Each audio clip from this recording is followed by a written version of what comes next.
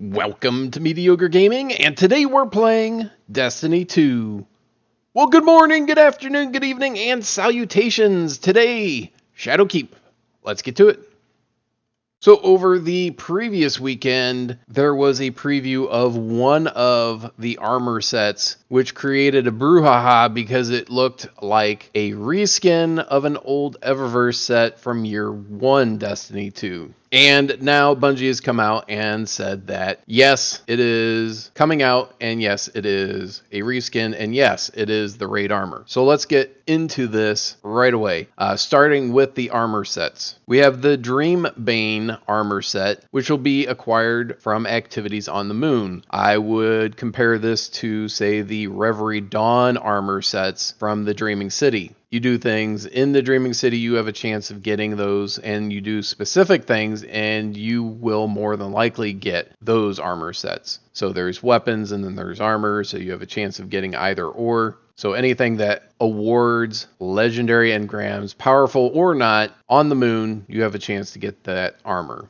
Then we have the raid armor sets, and that's acquired from the Garden of Salvation raid. And like I said, they did confirm that yes, it is a raid armor set, and yes, it is a reskin of the Curse of Osiris Eververse armor from year 1 of Destiny 2. Moving on, we have the substitutional armor set from seasonal activities. So this is awarded both on the free and premium season rank rewards. So as you gain experience doing whatever you want to do, whether it's Crucible or Gambit or Strikes or story missions, you will gain experience. And as those experience adds up, you get to new levels. Now they had said that just kind of playing what they consider to be an average player, you would get about 8 ranks per week. All right, moving on. Phenotype Plasticity Ornament Set. These are ornaments for any armor set in that 2.0. So you can slide it into that ornament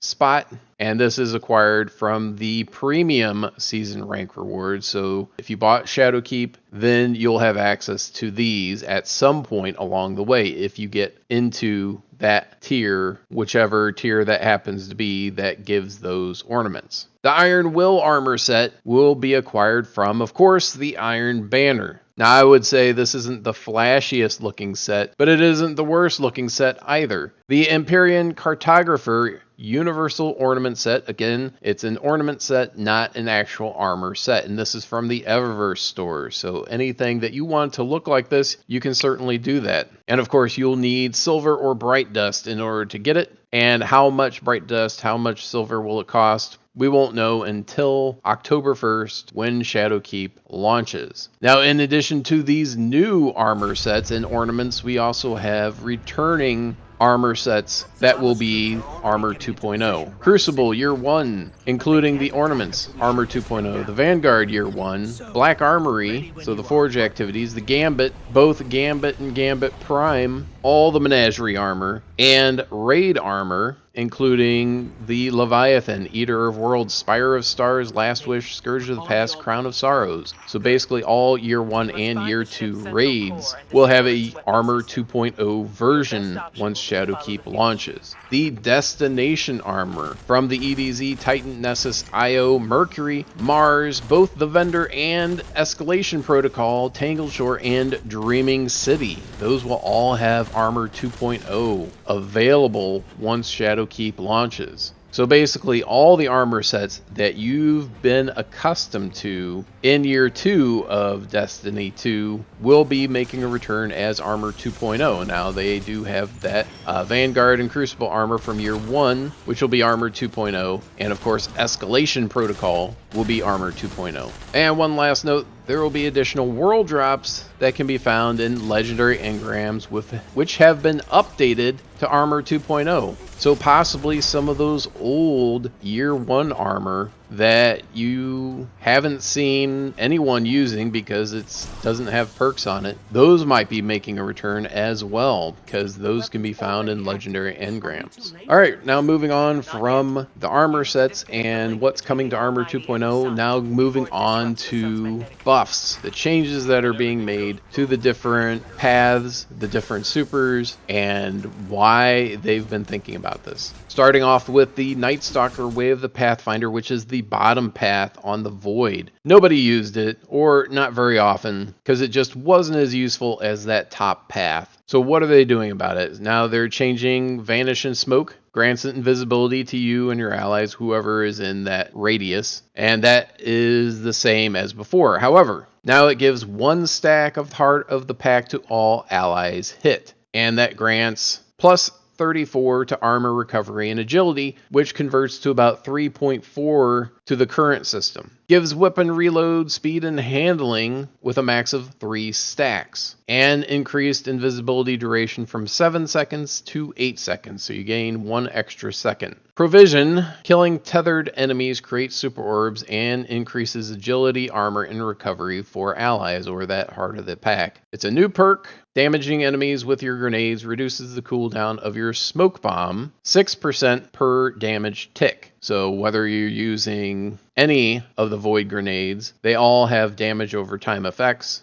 Every tick of damage that an enemy takes, you'll get 6%. Now, if there's multiple enemies, I assume that you'll be getting that multiple back to your smoke bomb. Is that the way it's going to work? We'll have to find out. But I would assume if you have 3 enemies in the grenade, you'll get 18% per tick, but perhaps not. Perhaps it's just up to 6% per tick. And making allies invisible gives you grenade energy, 17.5% per ally. So if you have a fire team of 3 and you get 2 of your allies, so yourself and one other or both of the others, you'll get 35% of your grenade energy back. So if you do have some specs into discipline, that's going to get your grenade back that much faster. And if you have a lot into discipline, if you're maxed out, then you're looking at 30 seconds max, and then you make 2 people invis, that's going to bring that down by more than a third. So instead of 30 seconds, you're going to look at 20 seconds. Mobius Quiver fires super multiple times and deals massive damage to tethered targets. So 6 shots, up to 6 shots, depending on how fast you are. Added the old provision perk to naturally be a part of Mobius Quiver. Killing tethered enemies creates super orbs and grants stacks of Heart of the Pack for allies. And the range of Heart of the Pack is being increased from 20 meters to 30 meters. So if you were just out of range before, then you'll certainly be in range now. So as long as you're within 30 meters, you'll be certainly okay. Now the Shadow Shot Super, both the top and the bottom, the damage is being increased from 150 to 250, which of course makes it a one-shot kill in PvP, which should have been the case from day one. Nothing more annoying than using your super, getting shot while you're in the air, you skill shot someone, and they're still alive, considering nearly, if not every other super is a one-shot kill. Why would this not be? In addition, you're talking about improved tether accuracy near obstacles, and the suppress on hit is more consistent, which we're all about consistency. Moving on to the Titan Code of the Protector, which is the top skill tree, and this is supposed to be more of the support skill for the Titans. So again, Void, top path, looking at defensive strike, melee ability that creates an overshield for nearby enemies. All kills while the overshield is active grant melee energy for the player with the shield, and it works for everyone. So whether the Titan that originally gave the shield gets a kill while the overshield is active, or one of your allies who was in range and also got an overshield, if you get a kill, you get melee energy for a kill. And it is based on the threat level. So 5% for red bars, 25% for players and bosses, and then everything in between. Rallying Force, melee kills heal nearby energies. Heal buffed from 10 health and 10 shield to 10 health and 20 shield. Ward of Dawn. So instead of tapping L1 and R1 to activate your super, you hold them down and you create that shield bubble. Before it would give you Armor of Light, so as long as you're in that bubble, you get an overshield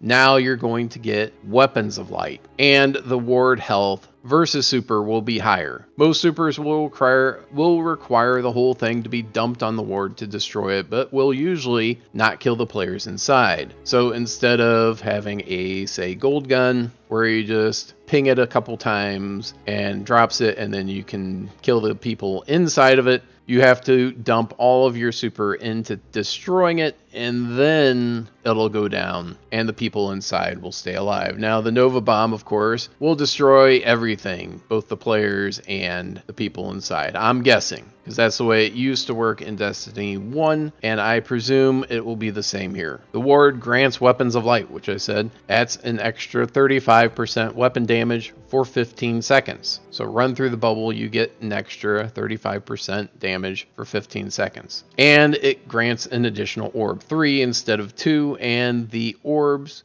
do give you more super versus masterwork orbs, which is what they give now. Now for Code of the Aggressor, that's the bottom path. The shield bash now disorients nearby enemies. You now suppress the target hit and any enemies within 2 meters, so they have to be really right on top of each other, but you will disorient those enemies or players. Now, in general, if you hit someone with that shield bash, in general, you take them out if it's a player. Looking at the Voidwalker, the Warlock, Attunement of Hunger, which is the bottom path, the Vortex Grenade, Vortex Super Nova Bomb, the initial damage has been increased 15%, and the lingering damage is increased 15%, which is very good because the Cataclysm just did a huge amount of damage, and then once it blew up, you also had extra explosions, which were Seekers. So this puts it at least, I think, more or less on even ground with that top path. So the bottom path is a little bit more viable. The Dawnblade, the Solar Attunement of Grace, which of course, Well of Radiance, that creates a healing buffing field for allies. It grants an extra orb, and like the Ward of Dawn, instead of being masterwork orbs, they're going to be regular super orbs. Now, of course, you can't have buffs without nerfs. Nobody wants to hear about it, but it has to be talked about. Night Stalker, Way of the Trapper, that's the top path. Shadow Shot debuffs and damages enemies. Damage sharing for the Night Stalker player reduced from 100% to 50%, and now all allied players have 50% damage sharing on Tether. The middle path, Flawless Execution, headshot kills while crouched, grant invisibility and True Sight. True Sight now lasts 3 seconds instead of 9 seconds. Shattering Strike will only last 3 seconds because it is tied to True Sight. Now apparently they're going to have a patch at some point that will fix it so it will last the entire 9 seconds regardless of True Sight or invisibility. But just know that at the beginning, that's going to have a huge nerf to it. And of course, speaking of nerfs, we have a huge nerf coming in the form of those instant reloads. Lunafaction boots with the Rift, Well of Radiance, and then the Titan Rally Barricade. Those things just made it so much easier to take down bosses because you didn't have to reload your weapons. So things like grenade launchers, rocket launchers, shotguns, machine guns, normally those had a decent reload time so that the DPS was reduced while you're reloading. So instant reloads are basically going away, at least for 2 of those classes. They've not mentioned the Marksman Dodge, and I believe they're going to leave that one alone because A, it only affects 1 player. B, it's not instant. It does take a second and a half to do that roll, and then you get your ammo back. So it's not instantaneous. It does take a little bit of time. So what about these Titans and Warlocks? What's going on with those? The Rally Barricade now provides a bonus to reload speed instead of instant reload. So instead of taking 5 seconds to reload, it may only take 3 seconds or 2.5 seconds. So you're still going to be able to increase your DPS, just not as quickly. Same thing with the Well of Radiance Lunafaction boots. It'll provide a large increase to your reload speed during a rift, but it won't be instantaneous, so it won't be as good as before. Super Energy is getting a huge nerf. Super Orbs are giving back 50% less than they did before. Masterwork Orbs, 50% less than they do currently. Kills give 25% less super energy, and assists are 25% less as well. So currently super orbs were giving about 14.2%, and now they're going down to 7.1. 2.5% for masterwork orbs. Minor kills are 0.6, minor assists are 0.3, elite kills 0.96%, elite assists are 0.48, mini bosses 1.8, assist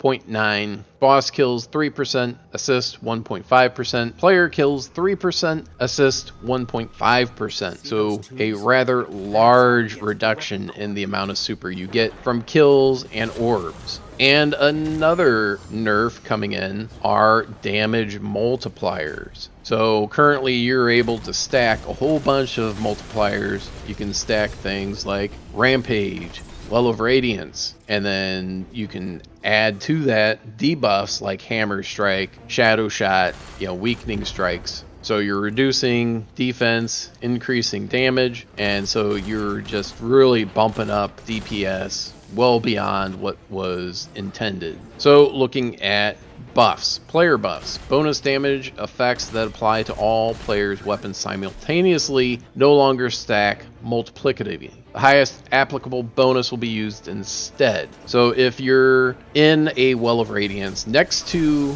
a Ward of Dawn and you step in the Dawn and you get that weapon's light, you go over to the Well of Radiance, you're not going to get damage buffs from both. You only get the highest one. Now this does not affect single weapon buffs, kill clip, rampage, or exotic weapons that increase their own damage. These will still stack. Buffs that provide bonus damage will still exist simultaneously on the player, so in the event that one of the highest multipliers wears off, the next highest will be used instead. So if you step in, get the Weapons of Light, step in the Well of Radiance, and you'll be getting that Weapons of Light because that provides a bigger buff. Once that 15 seconds is up, then you'll still get the buff from the Well of Radiance. The change affects the following weapons abilities: Empowering Rift, Frontal Assault, Guiding Flame, Sun Warrior, Inertia, Override, Well of Radiance, Lumina / Noble Rounds, Weapons of Light, because those are multiplicative in nature and they affect in general more than one player.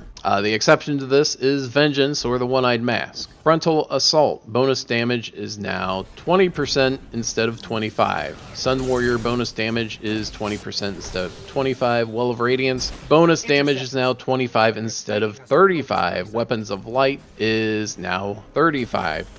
Debuffs. Shadow Shot incoming PvE damage is now 30%, down from 35. PvP damage is now 50%, previously 55, and the effect no longer excludes power weapons. So whether it's a regular weapon or a power weapon, you'll still have that damage reduction or damage increase. Tractor Cannon incoming PvE damage is now plus 30% for all elements, previously 33%, 50%, depending on void or non-void. Incoming PvP damage is now 50%, previously 33-50. Hammer Strike incoming damage is now 30%, down from 50%. Duration, however, is increased from 6 to 10 in PvE. Since most people would be killed by a Hammer Strike in PvP, I don't think it really matters. Shattering Strike incoming PvE damage is now 30%, down from 50%. Duration's increased to 10 seconds in PvE. And with this, we're also getting a reduced super damage resistance. So whether you were in PvE or PvP, when you had your super on, you took less damage. All that damage coming in, it was not as much, which was great when you had your super, but when you were faced with someone that had a super, you felt like you either had no chance or you had to run away in order to have a chance at all. So now they're upping the risk reward for supers. Super damage resistance removed from Masterwork armor. Inherent super damage resistance lowered by category.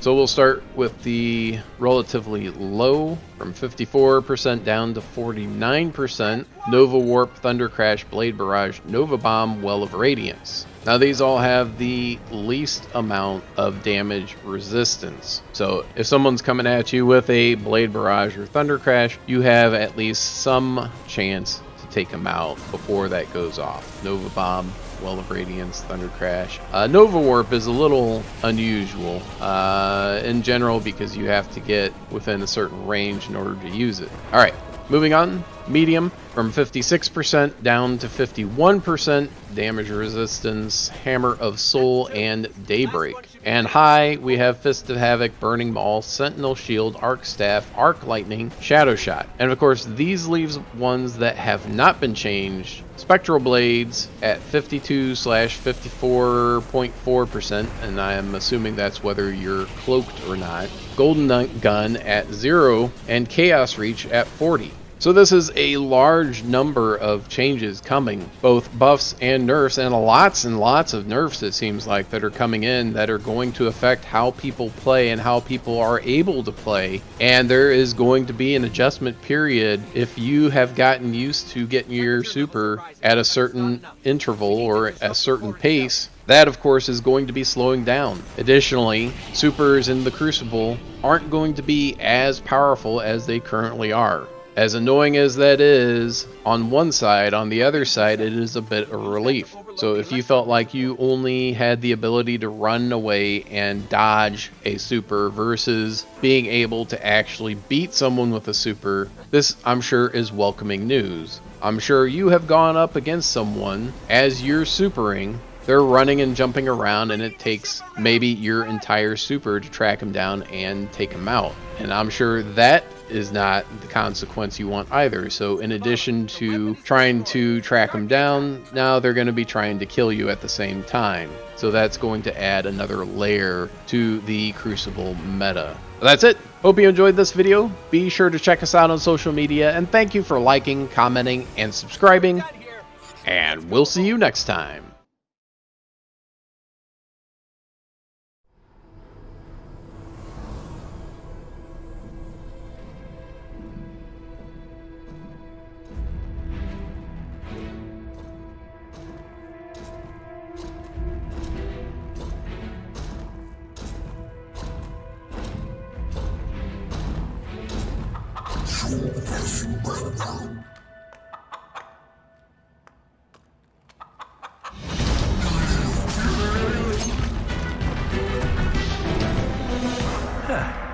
That's a good job, Colonel.